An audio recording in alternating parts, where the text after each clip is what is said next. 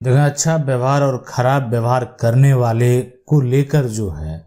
संपत्ति कानून की अगर बात करें कि अगर कोई भी जमीन है, ये जमीन पिता का है, पिता ने खरीदा है, ठीक है, खरीदा है, और ये मान लेते हैं जमीन जो है ये एक तरह से पैतृक जमीन है, पैतृक जमीन है। अब यहाँ पर जो व्यवहार है, ठीक है, एक तरह से व्यवहार जो है अगर उसकी बात करेंगे कि व्यवहार अगर अच्छा नहीं है तो उसके लिए संपत्ति कानून जो है, संपत्ति का जो कानून है उसके क्या नियम है। अगर कोई भी मान लेते हैं कि पिता के 2 बेटे हैं, ठीक है, इसमें जो बड़ा बेटा है, बड़ा जो है, और यहाँ पर एक जो छोटा है, तो मान लेते हैं बड़ा के द्वारा जो है अच्छा व्यवहार नहीं किया जा रहा, छोटा के द्वारा अच्छा व्यवहार किया जा रहा, कोई बड़ी बात नहीं है। या हो सकता है कि दोनों के द्वारा अच्छा व्यवहार नहीं किया जा रहा है, इनकी जो एक तरह से बेटी है उनके द्वारा व्यवहार किया जा रहा है। तो अच्छा व्यवहार करना और अच्छा व्यवहार ना करना जो संपत्ति का कानून है उसमें कितना अंतर लाता है वो समझना बेहद जरूरी है। देखें, आपको पता है कि कोई भी जमीन में अगर हिस्सा लेने वाला व्यक्ति जो है वो उस पर आरोप लगा हुआ है, वो एक तरह से अपराधी है ना, तो उसको कानूनी तौर पर उसका हक जो है वो खत्म हो जाता है। मतलब अगर उसके ऊपर अपराध जो है वो साबित हो गया और वो उस मामले में अगर सजा चला का एक तरह से आरोपी हो गया, उसको सजा हो गया, तो अगर वो एक क्रिमिनल केस उसके ऊपर लग चुका है तो फिर वो जो है संपत्ति का हक जो है एक तरह से उसका खत्म हो जाता है। ये हमारा कानून कहता है, और उसमें बहुत सारे कंडीशन भी हैं। और कोई पागल है, मानसिक स्थिति से सही नहीं है, वैसे टाइप के व्यक्ति हैं, उसके लिए कानून है। लेकिन यहाँ पर जो है अगर बिहेवियर मान लेते हैं देखभाल अगर नहीं कर रहा है, ठीक है, तो देखभाल अगर नहीं कर रहा है तो जो पिता का अगर कोई भी खरीदा हुआ संपत्ति है वो पिता किसी एक को दे सकते हैं और आप उसको कानूनी तौर पर प्राप्त नहीं कर पाएंगे। सबसे जो यहाँ पर ये महत्वपूर्ण ये है, पैतृक जमीन है, पैतृक जमीन को जो है यहाँ पर मान लेते बड़ा, छोटा और जो बेटी है और पिता है, तो पैतृक को 4 हिस्से में बांटा जाएगा और 4 हिस्से में बांटने के बाद जो है अगर ये हिस्सा पिता का है तो ये हिस्सा पिता किसी वैसे बेटे को दे सकते हैं बंटवारा के बाद जो उनका अपना, ठीक है, एक बेटा हो जो उनका देखभाल करता हो, वो डिपेंड करता उनके ऊपर। तो ये पूरा प्रक्रिया होता है अगर संपत्ति जो है की बंटवारे की बात हो और उसका बिहेवियर अच्छा नहीं हो। अब वही माँ के साथ है, माँ की नाम की संपत्ति है, माँ की संपत्ति अगर नाम होती है आपको पता है वो अर्जित संपत्ति होगी, और माँ नहीं है, पिता 2 बेटे हैं, एक बेटे का बिहेवियर अच्छा नहीं है तो पिताजी का सिर्फ जो है वो एक को अपनी संपत्ति दे सकते हैं, बिल्कुल दे सकते हैं। देखें, माँ के बाद जो संपत्ति का पहला उत्तराधिकारी जो होता, पहला राइट जो होता वो उनके पति का होता है। मतलब पत्नी की संपत्ति के जो एक तरह से हकदार होते हैं वो वही होते हैं जो उनके पति होते हैं। अगर उनके बीच में किसी प्रकार का कोई भी समस्या उत्पन्न ना हुआ हो, कभी किसी प्रकार का कोई तलाक नहीं हुआ हो और ना वो किसी अन्य से शादी किए होंगे आपके पिता, उस केस में उस संपत्ति के हकदार जो है पहले हकदार आप जो है उनके पति होंगे। अब वो पति होंगे तो पति जिनको भी चाहे वो संपत्ति दे सकते हैं या बेच सकते हैं। अगला सवाल है कि सर जमीन का जो मालिक और उसकी माँ है वो मर चुकी है, उसका 2 बेटा है, पति अभी जिंदा है, तो उस जमीन का वो बेच रहा है, उसका पति और एक बेटा दूसरा वाला बेटा बोल रहा है उसको कोई मतलब जो है वो नहीं है ना, वो एक तरह से साइन भी नहीं जो है करेगा, पेपर पे जो है बस पहला बेटा और उसका जो है बाप एक तरह से करेगा साइन। तो इस जमीन में क्या दिक्कत हो सकती है? ठीक है, जमीन का मालिक या जो उसका माँ है ना, जमीन ये है और या उसका माँ जो है, अब उसमें 2 बेटा जो है,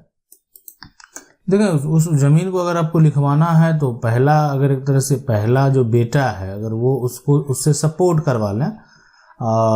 और जो पति है, ठीक है, यहाँ पर पति से जो है एक तरह से वो रजिस्ट्री करवा लें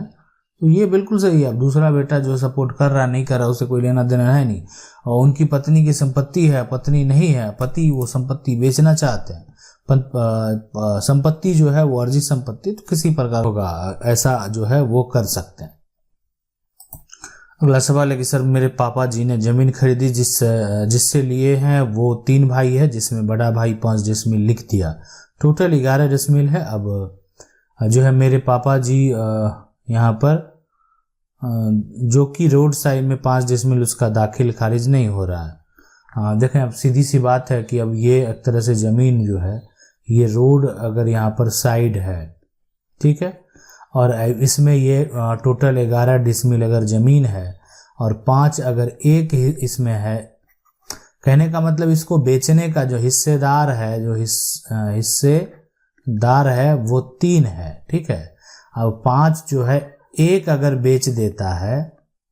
है तो ये तो कानूनन कभी मान्य नहीं होगा। और रही बात, सबसे पहले ठीक है कि आप रोड साइड किसी एक से खरीद लिए, दूसरा उसमें आपका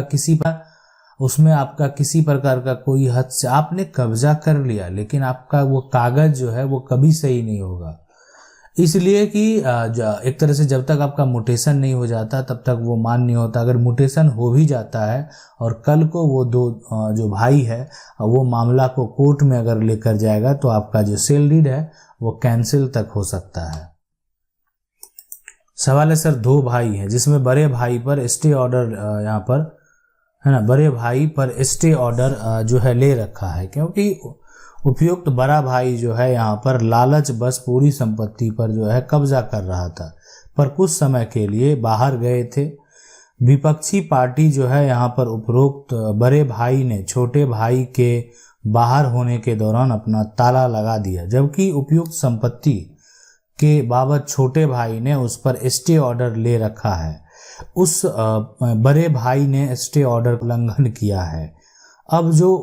उसके नुकसान पहुंचाया उसकी भरपाई जो है कैसे होगी? देखें, जब भी कहीं से अगर स्टे लगा हो, क्यों ना अगर मान लेते हैं वो एसडीएम कोर्ट से ही लगा हो, धारा 144 ही लगा हो, या इंजंक्शन पिटीशन लगा हो सिविल कोर्ट से, तो अगर किसी भी प्रकार का कोर्ट से अगर स्टे लगता है, ठीक है, और कोई भी अगर मान लेते हैं कि स्टे लग गया लेकिन दूसरा व्यक्ति जो है वो उसको मानने से इनकार कर रहा है, यानी आप कह सकते हैं उल्लंघन कर रहा है, ठीक है,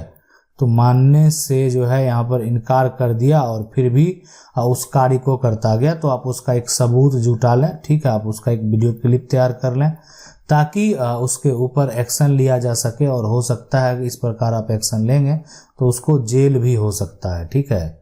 यानी अगर आप इस प्रकार एक्शन लेंगे तो उस व्यक्ति को जेल भी हो सकता है। अब ये सवाल है कि पुश्तैनी जमीन में सभी भाइयों ने किसी एक भाई यहाँ पर जबरदस्ती कर दिया 2005 में, उस भाई उस पर जो है कंस्ट्रक्शन कर लिया। अब यहाँ पर जो है कर उस टाइम जो है यहाँ पर, तो उस टाइम जो है अधिकार नहीं था बहन को जो है, और एक्ट में 16 साल बाद बहनों ने केस यहाँ पर लगाया क्योंकि उनका भी हक स्पेसिफिक रिलीफ एक्ट की 5, 34, 38 जो है लगाए। पर अब क्या उनका हल बनता है, क्योंकि 16 साल हो गया, देखें कुछ भी हो गया, 16 साल हो गया, ठीक है, या 20 साल हो गया, अगर वो बेटी है और उसको ज़रूरत है, ठीक है, पैतृक संपत्ति है, पैतृक संपत्ति की अगर वो एक तरह से आप हिस्सेदार हैं, उसी प्रकार वो बेटी भी कानूनी तौर पर हिस्सेदार होगी। देखें, ये तभी एक तरह से संपत्ति जो है उनकी नहीं हो सकती है जब वो संपत्ति को जो है एक तरह से रिलीज कर दे और यानी उसमें सपोर्ट कर दे उसका एनरा के समय ही कि उनको उस संपत्ति से कोई लेना देना नहीं है, तभी ये पॉसिबल है। हेलो सर, ये कह रहे हैं कि 2001 जो है हाई कोर्ट से केस जीत चुके हैं, तो वो अब वो ऑर्डर को नहीं मान रहा है ना, क्या अब उस ऑर्डर की मान्यता है? बिल्कुल है, अब माना याचिका कर सकते हैं, बिल्कुल कर सकते हैं, हाँ क्यों नहीं कर सकते, कोर्ट का फैसला हो गया है ना। अब अगर एक तरह से फैसला जो है वो आ गया और जो ऑर्डर है यहाँ पर ऑर्डर नहीं एक तरह से माना जा रहा है, ठीक है, माना जा रहा है, कोर्ट का फैसला आ गया, ऑर्डर नहीं माना जा रहा, क्या करेंगे? छोड़ देंगे उसको, ठीक है, आप लड़ाई करने में सक्षम नहीं है, मारपीट करने में सक्षम नहीं है, कोर्ट यहाँ पर अवमानना याचिका उसके ऊपर दायर करें, उसको अगर उसको सजा हो सकता है, फैसला हो गया और उसके आगे वो अपील नहीं किया हाईकोर्ट, और उसके आगे वो अपील नहीं किया हाईकोर्ट और सुप्रीम कोर्ट में अपील करता, तो फिर आपको फिर उसको ये जो ऑर्डर है जब तक सुप्रीम कोर्ट का फैसला नहीं आता तो उसको वो प्रक्रिया चलता। लेकिन अगर नहीं किया, वो हाईकोर्ट से आप केस जीत गए, उसके बाद वो वहाँ पर सारा कुछ बंद हो गया, लेकिन फिर भी आपकी संपत्ति या जो भी आपके मामले हैं वो सॉल्व नहीं हुआ, तो आप उसके ऊपर जो है अवमानना याचिका कर सकते हैं। आशा करते हैं वीडियो अच्छा लगा होगा। वीडियो को लाइक जरूर कर दें, चैनल को पहली बार देख रहे हैं सब्सक्राइब करके जो बेल आइकन है उसको जरूर दबा लें। मिलते हैं